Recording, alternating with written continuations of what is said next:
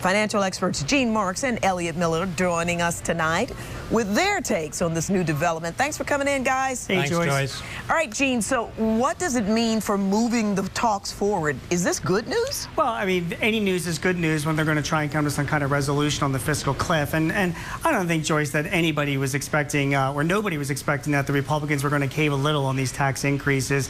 Public opinion polls and such were all showing that, the Republicans themselves were going to have to do just that. Anything over $1 million is a start, but I don't think it's going to be a final answer. But at least it moves things a little bit forward.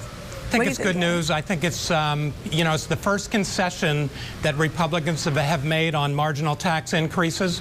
So it's a start. I agree with Gene. It's not going to be at $1 million, probably somewhere between $250,000 and $1 million. Probably some concessions from the Democrats as well. But it is a start. It's very positive. Well, we've only got about a couple weeks left, Elliot. Right. Do you think that we're jumping off the cliff or not? No, I could have lost a lot of bets the last few years betting on the agreement of Congress and the president, but I'm optimistic. I just can't believe, again, that they would do this, run the risk of dropping our credit rating in the United States. It's just not feasible to me. No? Okay, well, Gene, yours is one of those companies who say that they face a dilemma if we keep inching along with not a lot of, no agreement, some progress, but no agreement.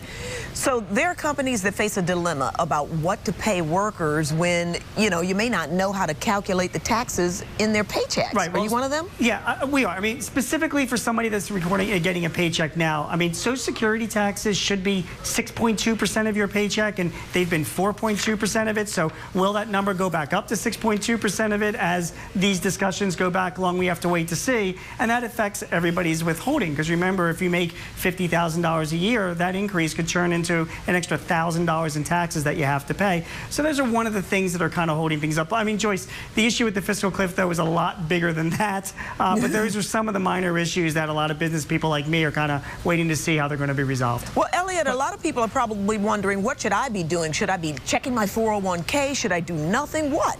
I think that, first of all, people don't do well when they try to time markets based on outside factors. I don't think that people should make any moves based on this. Of course, if you're getting older, maybe you want to get a little more conservative. This is not the kind of thing that should make you check it.